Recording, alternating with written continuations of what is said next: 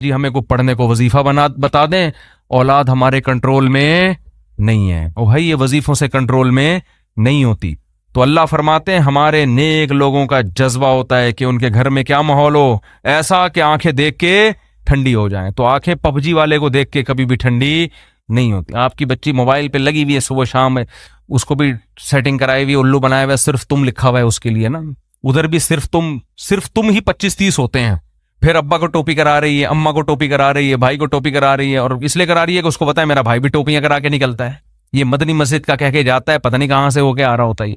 सब टोपी गिरी चल रही है। तो घर में फिर मेरे भाई मोहब्बत का माहौल बोलो यार नहीं हो। मैं ऐसे घरों को भी जानता हूं, अल्लाह हमारे घरों को भी ऐसा बना दे उलमा के कि वो रमजान में उनकी बच्चियां 10-10 पारे तिलावत कर रही हैं रोजाना। घरों में मुकाबले चल रहे हैं, तहज्जुद में मुकाबले चल रहे हैं, बेटा 15 पारे पढ़ रहा है रोजाना, ठीक है ना। कैसा घर का अच्छा माहौल होता है तिलावत का, नमाज का, तहज्जुद का। ठीक है 24 घंटे ये सब कुछ नहीं होता, तफरी भी चाहिए इंसान को, खाना पीना भी चाहिए, थोड़ी तफरी भी चाहिए, आउटिंग भी चाहिए, लेकिन ये भी तो चाहिए ना। आउटिंग तो दबा के हो रही है, खाना पीना भी दबा के हो रहा है, बस 24 घंटे इंटरटेनमेंट में ही गुजर रहे हैं। तो फिर ये घर का माहौल ना इसमें मोहब्बत होगी ना इसमें सुकून। चीखो पुकार लगी हुई है। बच्चों को एक चीज सिखाया करें, बस ये मैं मलका सबा का वाकया कल बयान करूंगा। बच्चों को उसमें वाकया इसलिए जरूरी कि मलका सबा औरत होके बड़ी ज़हीन थी। तो इससे ही पता चलता है कि सारी औरतें ऐसी नहीं होती। जो मैं बार बार कहता हूँ, जो मेरा बयान सुन रही हैं वो बहुत ज़हीन है, तो वो मलका सबा का वाकया सुन के आपको अंदाजा हो जाएगा कि बड़ी बड़ी ज़हीन भी होती हैं।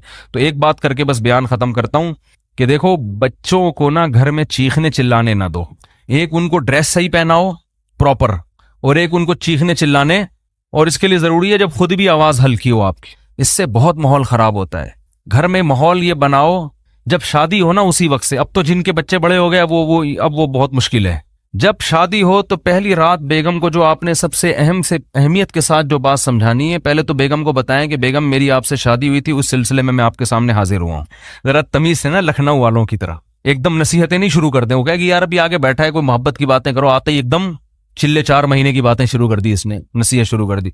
तो आप पहले यूं शुरू करें कि मेरी आपसे शादी हुई थी, उस सिलसिले में मैं हाजिर हूं। फिर उसको आप शुरू में ही समझा दें कि देखो हमारे घर का माहौल है, वैसे होगा तो नहीं लेकिन चलो फर्ज कर लो है। उसको ये बताएं कि देखो हम जब भी बात करेंगे ना आपस में, हमारा वॉल्यूम क्या होगा, 25 तक बस बर्दाश्त करेंगे हम, ठीक है।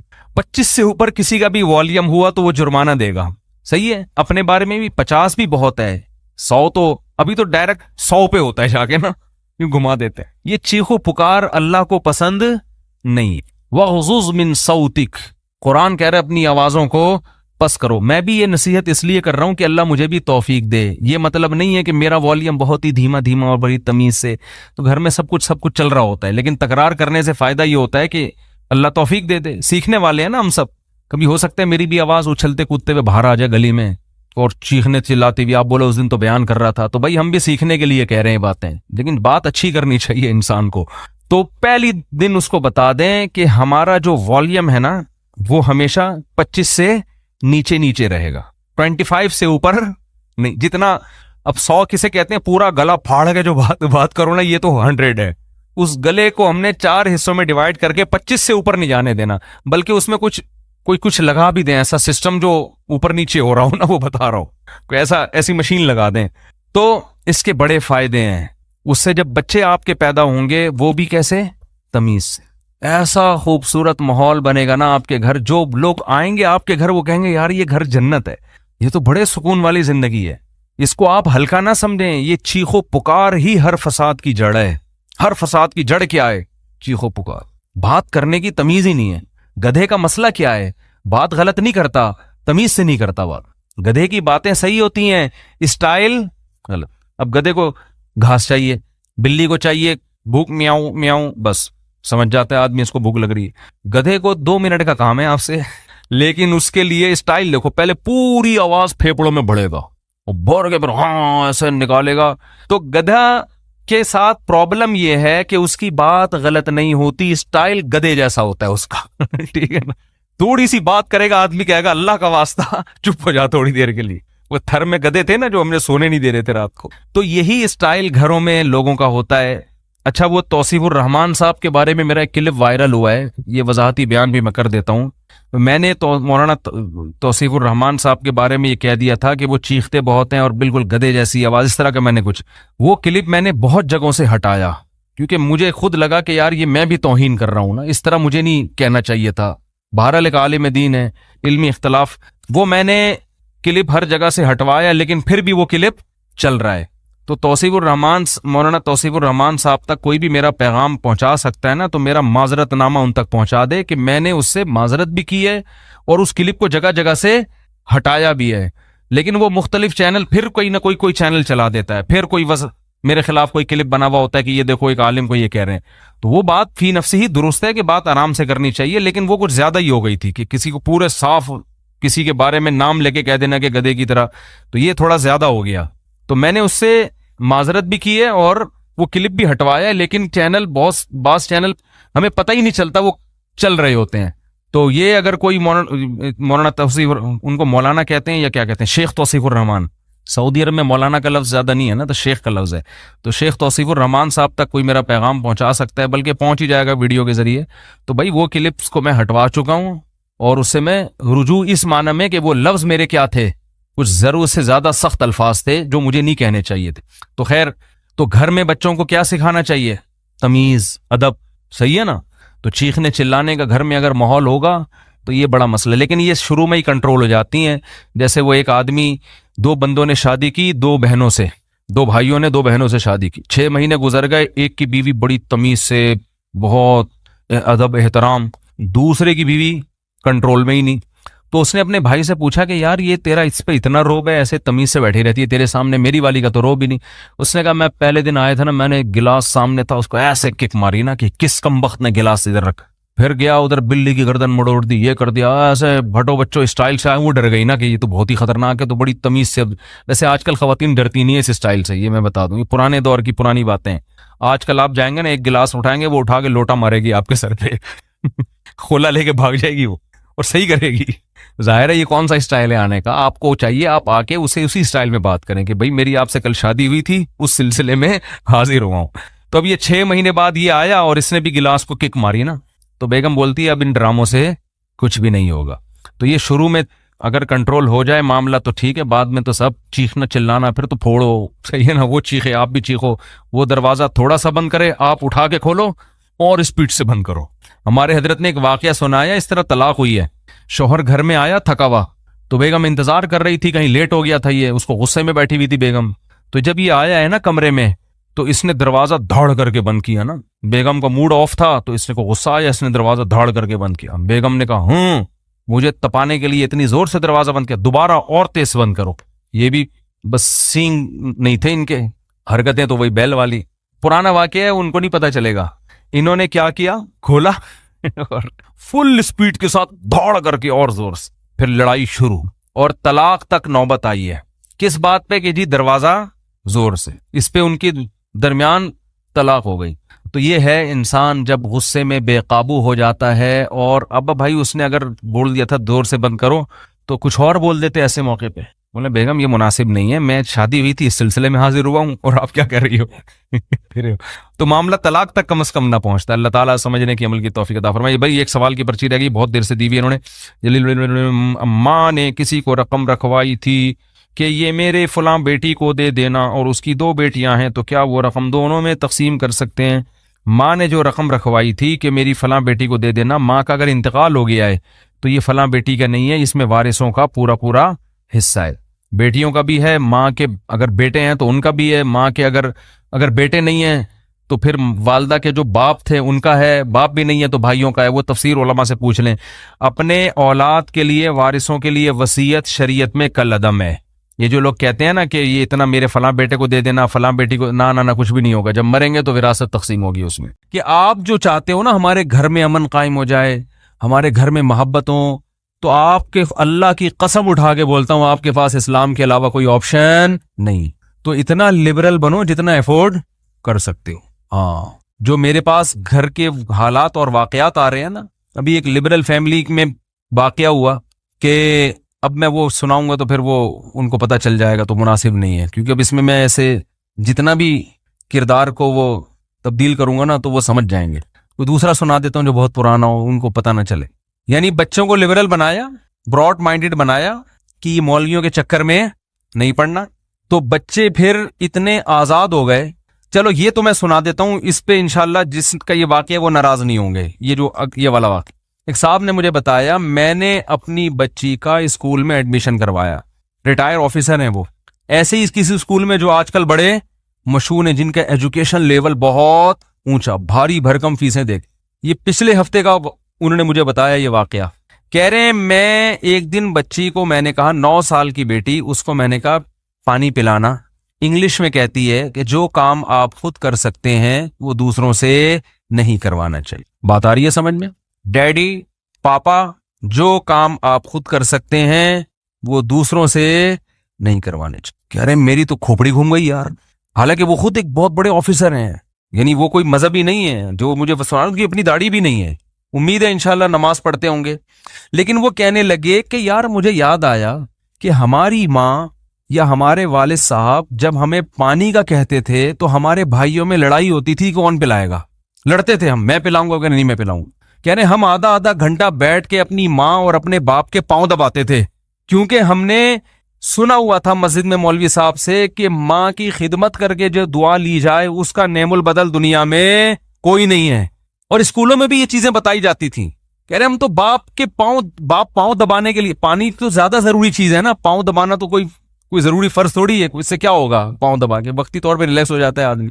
कह रहे हम तो पांव दबाने का इनकार कुफर समझा जाता था, और यहां पानी पिलाने से 9 साल की बच्ची क्या कह रही है कि अपना काम खुद, क्योंकि स्कूल में ये मिजाज बताया जा रहा है, बनाया जा रहा है।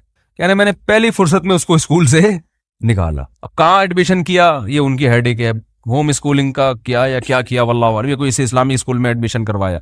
तो उन्होंने कहा ये तो पढ़ लिख जाएगी लेकिन ये तो बागी बन जाएगी। तो बाकायदा ये अभी तो हमारे यहाँ लिबरलिज्म उस स्टाइल में है नहीं जो यूरोप में है। अभी तो स्कूल उस तरफ आहिस्ता आहिस्ता लेके जा रहे हैं। कुछ दिन पहले पाकिस्तान में ऐसा हुआ, बच्चे ने बाप ने बेटे को मारा, तो बच्चे ने पुलिस को कॉल की कि मेरे बाप ने मुझ पे हाथ उठाया है। तो पुलिस वाले ने कहा कि क्या हो गया, अगर हाथ उठा लिया तो बाप है ना उसने लिफ्ट ही नहीं कराई।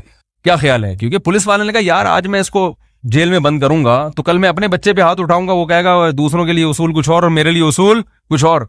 तो वो मुझे कहने लगे यार देखो ये कैसा कानून है। वो साहब कहने लगे पुलिस को फोन किया, पुलिस लिफ्ट ही नहीं करा रही। मैंने कहा अल्हम्दुलिल्लाह हमारे यहाँ पुलिस में अभी इंसानियत इतनी है। हाँ, खाम में बेतहाशा मार पिट रहा हो, बहुत ही ज्यादा कोई जुल्म कर रहा हो तो वो तो नाजायज है, वो अलग चीज है।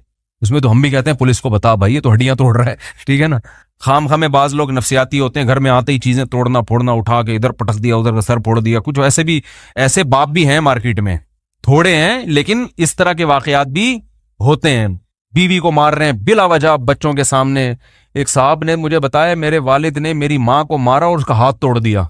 ये थोड़ी इसमें तो पुलिस का केस, इस्लाम भी कहता है कि भाई इसमें हाथ की जो दियत है वो देनी पड़ेगी, बल्कि किसास देना पड़ेगा। इस्लाम कहता है शौहर ने बीवी का हाथ तोड़ा है तो जहां से हड्डी तोड़ी है ना, इस शौहर की हड्डी भी वहीं से तोड़ी जाएगी। तो इस्लाम है। आप तो फिर भी पुलिस केस बना के चंद दिन जेल में रख के छोड़ देते हैं, इस्लाम नहीं छोड़ता। इस्लाम कहता है आंख के बदले आंख। इसमें मियां बीवी में कोई फर्क नहीं करता। वकतबना अलैहिम फीहा अन्नन नफ्सा बिन नफ्स वल आइना बिल आइन वल अनफ बिल अनफी वल उदुना बिल उदुनी वस्सिन्न बिस सिन्नी वल जुरूहा क़िसास। इसमें कुरान ने कहा आंख किसी की फोड़ी है तो आंख के बदले आंख, कान के बदले कान, दांत के बदले दांत। शौहर ने बीवी के मुक्का मारा, दांत टूट गया, तो इस्लाम औरत को यह राइट देता है कि औरत अदालत में केस करे, अदालत पकड़ के हथौड़ा पकड़ाए औरत के हाथ में।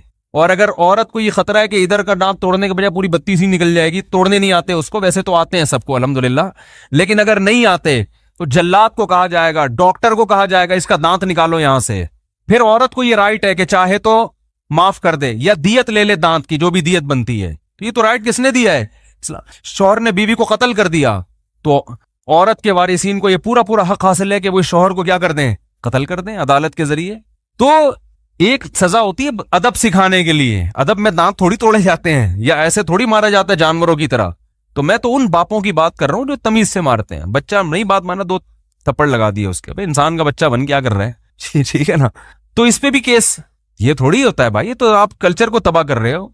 और बच्चे के लिए असल तो यही है कि मोहब्बत से उसकी तरबियत करो, लेकिन 100 में कुछ ऐसे होते हैं जो तमीज की जबान नहीं समझ रहे होते, तो उनकी खैरख्वाही इसमें कि उन पे सख्ती की जाए, अभी सुधर जाएंगे वो। मैं अपना वाकया बताता हूं ना, मेरी बच्ची 6-7 साल की थी, उसने 5 रुपए उठा लिए कहीं से बगैर बताए, घर में मेज में पड़े हुए थे, उसने उठा लिए। तो मैंने उसको मोहब्बत से नहीं समझाया, मैंने एक थप्पड़ लगाया। मैंने बच्चों को मैं अल्हम्दुलिल्लाह नहीं मारता, अगर यकीन ना आए ना तो अभी बच्चों को बुला के मैं आपको शहादत दिलवाता हूँ कि अब्बा मारते कि नहीं मारते। और ये इसकी अलामत पता है क्या है, कि बच्चे बाप से मोहब्बत करते हैं या गैर जरूरी रोब में है। इसकी अलामत ये है कि बच्चे बाप को घर में देखना चाहते हैं कि नहीं देखना चाहते। अगर वो चाहते हैं कि अब्बा हमारे घर से बाहर ज्यादा रहें, घर में थोड़ा आया करें, तो ये इसकी अलामत है कि आप अब्बा कम हैं, जल्लाद ज्यादा है। और अगर बच्चे चाहते हैं कि अब्बू घर में रहें हमारे पास, इसका मतलब आप अगर सख्ती करते भी हैं तो वो जल्लाद वाली सख्ती नहीं है। तो अल्हम्दुलिल्लाह, बड़ी बात नहीं कर रहा, अल्लाह नजर बस से बचाए। मेरे बच्चे चाहते हैं कि अब्बा कहाँ रहें, घर में रहें, ठीक है ना। बाहर निकलते वो सब पकड़े हुए होते हैं, खींच रहे होते हैं, कहाँ जा रहे हो, इधर आओ, ठीक है, ठीक। और जहां मैं जा रहा होता हूँ सबकी कोशिश होती है हम भी अब्बा के साथ चलें, लेकिन इसके बावजूद भी हम चित्रौल तमीज से लगाते हैं, इसलिए कि भाई बच्चा तो बेअकल है ना, उसके दिल में खौफ बिठाना पड़ता है कुछ चीजों में। तो मेरी बच्ची ने 6-7 साल की थी, उसने कहीं से 5 रुपए निकाल लिए, तो मैंने एक थप्पड़, मुझे अच्छा नहीं लग रहा था, बहुत तरस आ रहा था उसके ऊपर, लेकिन मैंने कहा आज छोड़ दिया तो ये दोबारा भी निकाल सकती। एक थप्पड़ लगाया, कहा कि कभी भी बगैर परमिशन के पैसे कहीं से उठाने की इजाजत नहीं, ये बहुत बड़ा जुर्म है, ये चोरी में आता है। और उसका फायदा ये हुआ कि वो जिन, और सब बच्चों के सामने लगाया, सब ऐसा डरे हैं।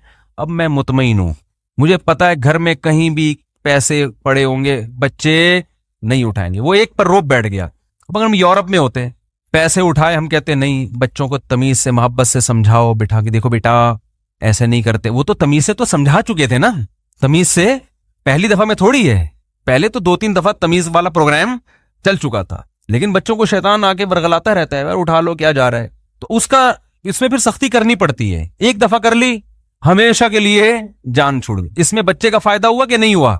वरना जब एक दफा बच्चा चोरी सीख जाए ना, वो जलील हो जाता है मुआशरे में, पता चलता है लोगों को ये चोर है, फिर लोग मामला छोड़ देते हैं उससे, उसकी दुनियावी तरक्की भी खत्म और उखरवी भी खत्म। हजरत उमर के दौर में एक चोर का हाथ काटा हजरत उमर ने, उसने कहा अल्लाह की कसम पहली दफा कर रहा हूं, फरमाया पहली दफा पकड़ा ना जाता, अगर पहली दफा कर रहा होता, ठीक है ना, तो बहुत दफा कर चुका है। तो सख्ती की भी इजाजत इस्लाम ने दी है, बल्कि फर्ज करार दिया है कि बाज मौके पर औलाद पर सख्ती की जाए। तो मैं ये अर्ज कर रहा था मेरे भाई, अगर मैं मुस्लिम ना होता, मैं बच्ची पर हाथ ना उठाता। मुझे पता था कि मुझे अल्लाह ने परमिशन दी इसके फायदे के लिए। अच्छा, एक बात खूब अच्छी तरह याद रखो, बच्चों पर जब भी हाथ उठाओ ना, एक तो बहुत जानवरों की तरह ना पीटोगे, उठा के उसका बहुत ही, और गालियां उसको दे रहे होते हैं, लग खुद को रही होती हैं, और उल्लू का पट्ठा, तो वो तो आपका पट्ठा है ऐसी गालियां ना तो जो रिवर्स होके खा रही हो। अच्छा खैर, ये तो एक मिजा है। एक बात खूब अच्छी तरह समझें, बच्चे को मारने से बच्चे में मनफी जज्बात पैदा नहीं होते। मारने के बाद फिर उसे मुसलसल जब ताने दोगे ना, फिर वो बागी बनेगा और फिर कंट्रोल में नहीं आएगा। ये इंसान की नेचर है। हमारे वालिद साहब ने हमें मारा पीटा है, अल्हम्दुलिल्लाह, फख्र से बताते हैं। जब देखते थे ट्यूशन की छुट्टी हो रही है, पढ़ने में दिलचस्पी नहीं है, बंटे खेल रहे हैं बैठ के, ठीक है ना, लड़कों में पबजी होता तो अब्बा हमारा कीमा बना चुके होते अब तक, बोले क्या कर रहा है तू, पबजी खेल रहा है। तो लेकिन हमारे वाले साहब को अल्लाह जन्नत नसीब करे, उनकी मगफिरत फरमाए, उनकी एक बड़ी प्यारी बात थी, जब मारते थे तो उसकी तलाफी करते थे। फिर समझ में आ रही है बात? जहां ठुकाई लगी है उसके बाद बैठ के उतनी ही मोहब्बत भी देते थे, फिर मोहब्बत से समझाते थे, पैसे देते थे, ठीक है ना, ख्याल करते थे, इज्जत और ज्यादा देना शुरू कर देते थे कि नहीं भाई ये तो बहुत अच्छा है, नहीं भाई ये तो माशाल्लाह। इससे क्या होता है कि एंटीबायोटिक के जो साइड इफेक्ट है ना, वो क्या हो जाते हैं। देखो, एंटीबायोटिक जब आप खाते हैं ना, तो ये जरासीम मारती है बॉडी में, तो एंटीबायोटिक को ये नहीं पता होता कि बीमारी के जरासीम कौन से होते हैं और सेहत के जरासीम कौन से, वो सभी पे स्प्रे करती है। तो उससे आपकी बॉडी के जो अच्छे जरासूमें होते हैं ना, वो भी मार्केट से क्या हो जाते हैं, शॉर्ट। तभी डॉक्टर कहते हैं कोई ताकत की ग़िज़ाएं लो, ताकि वो आपका जो इम्यून सिस्टम है वो बढ़ना शुरू हो जाए। ये शहद एक वाहिद एंटीबायोटिक है जो आप खाते हैं तो सिर्फ खराब जरसूमों को खत्म करता है वो, और सेहतमंद जरसूमों को और ताकतवर बना देता है वो। ये अल्लाह, ये भी देखो, ये खुद से बना होता तो इसमें इतनी तमीज होती। अबे जो एंटीबायोटिक साइंसदान बना रहे हैं उनमें तो तमीज नहीं है, वो तो सब कुछ खत्म कर रहे हैं जाके, तभी तो एंटीबायोटिक खा के आदमी कैसा हो जाता है ना थोड़े दिनों में। ऑगमेंटन खाओ, 15 दिन का कोर्स करो, 15 दिन बाद आपके वो जरसूमा तो मर गया होगा, ठीक है ना, लेकिन आप भी कब्र के करीब पहुंच चुके होते हो, अजीब से आपकी। फिर डॉक्टर कहते हैं भाई कुछ खा यार, कुछ जूस मूस पी। इस तरह करते हैं कि नहीं करते? लेकिन शहद आप 1 महीना खा लो, सिर्फ खराब जरासीम में मरेंगे, और जो जो आपकी बॉडी के लिए जरूरी जरासीम है ना, वो और सेहतमंद हो जाएंगे। तो खैर, मैं ये कर रहा था कि जब बच्चे पे हाथ उठे या घर वालों पे सख्ती की आपने, कभी होता है पड्डा मड्डा हो गया सख्ती की, तो उसकी तलाफी करनी चाहिए इंसान। माँ बाप बाज दफा ये करते हैं, बच्चों को कूटते पीटते रहते हैं, और फिर बजाय तलाफी करें, उनको मोहब्बत दें, उनको थोड़ा तफरी के लिए ले जाएं, कुछ थोड़े से इज्जत दे दें, थोड़ी सी तारीफ कर दें लोगों के सामने, नहीं भी हमारा बेटा तो बहुत अच्छा है, उल्टा और जलील करना शुरू कर देते हैं। इधर बच्चे को मारा, अब भाई अब गुस्सा उतार लिया, खत्म। नहीं जी, जब भी वो आएगा ना, ये तो है ही 2 नंबर आदमी, ये तो है ही चोर, इससे कोई अच्छी तवक्को ना रखना। इसने फला किया, चोरी करते हुए पकड़ा गया, नहीं तो मुझे जलील करके छोड़ेगा, मुझे तो इससे कोई तवक्को है ही नहीं। ये बातें हो रही होती हैं। वो कहता है नहीं है तो फिर ठीक है, नहीं है। वो यही कहेगा ना। हम तो उसको मशवरा नहीं दे रहे कि ये ना कहो आप, फिर भी अच्छे बनो, लेकिन शैतान को मौका मिल जाता है, फिर लोगों के सामने अपनी औलाद को जलील कर रहे होते हैं। ये बहुत बुरी हरकत होती है कि अपने बेटे बेटी की बुराइयां किसी थर्ड पर्सन, बेटा जब सुनता है कि मेरे बाप ने मेरे खिलाफ बोला है, तो बाप का कहावा बहुत ऑथेंटिक समझा जाता है, फिर इज्जत नहीं होती। तो जैसे आपको बेटे को फॉलो कराना पड़ेगा ना कि वो इस्लाम को फॉलो करे, भाई इस्लाम बेटे को कहते हैं ना बाप की और मां की इताअत करो, तो इस्लाम आप पर भी कुछ जिम्मेदारियां लगाता है। उसमें एक जिम्मेदारी है कि गीबत जैसे किसी और के लिए हराम है, आपके लिए अपनी औलाद की गीबत भी हराम है।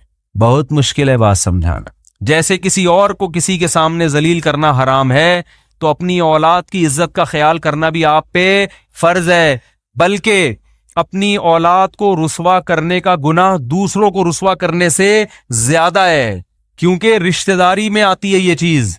आप अपनी औलाद को आग कर सकते हो जायदाद से? बोलो, नहीं कर सकते ना। खूनी रिश्ता ये खत्म नहीं हो सकता। तो ब्लड रिलेशन जैसे औलाद का बाप के साथ है, बाप का भी औलाद के साथ है या नहीं है?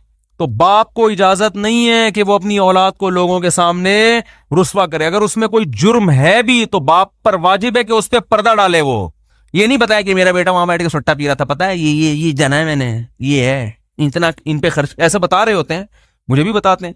हाँ, किसी से मशवरा लेना है, किसी खैर ख्वाह से, कि भाई वो मशवरा देगा कि बच्चा बिगड़ गया है तो मुफ्ती साहब मशवरा दें कैसे सेटिंग पे आए, तो वो मशवरे के तौर पर बुराई करना एक अलग बात होती है। इसमें इंसान सारी दुनिया के सामने ढंडोरा नहीं पीटता, उसमें मखसूस लोगों के सामने जाके, जैसे बीमारी है तो डॉक्टर को बताएगा ना मेरे बच्चे का पेट खराब रहता है, ठीक है ना, ये बताते हैं ना डॉक्टर को। तो ऐसे ही याद रखो कि अपनी औलाद को लोगों के सामने रुस्वा मत किया करो, बल्कि लोगों के सामने इज्जत दो। उससे औलाद का दिल बड़ा होता है कि यार मेरा बाप मुझे, बोलो ना, इज्जत देता है, बहुत बड़ा दिल होता है, फिर वो कुर्बानी देगा आपके लिए। तो ना माँ अपनी बेटी को जलील करे, माएँ भी बड़ा रुस्वा कर रही होती है बच्चियों, ये तो काम ही नहीं करती, ये तो सारा दिन पड़ी रहती है। वो बेटियां जब दूसरों से सुनती हमारी अम्मा ऐसी बुराई, तो मनफी जज्बात पैदा होते हैं। तो खैर, कहां से कहां बात चली गई यार। जल्दी से मौजू की तरफ बस 1-2 आयतें पढ़ के, ताकि आगे तो चले ना, इमाम मेहदी तक पहुंचने की कोशिश तो करें हम। तो अल्लाह ने फरमाया आफाना जालुल मुस्लिमीन अकल, इस पर मैं मुस्तकिल बयान करूंगा कि घर में इस्लाम नाफिज कैसे हो। लठ लेके थोड़ी नाफिज कर दिया जाएगा कि जी वो जो चोरी करेगा उसका हाथ काट देंगे हम। ठीक है ना, जिसने सुट्टा लगाया उस पर 80 कोड़े मारेंगे।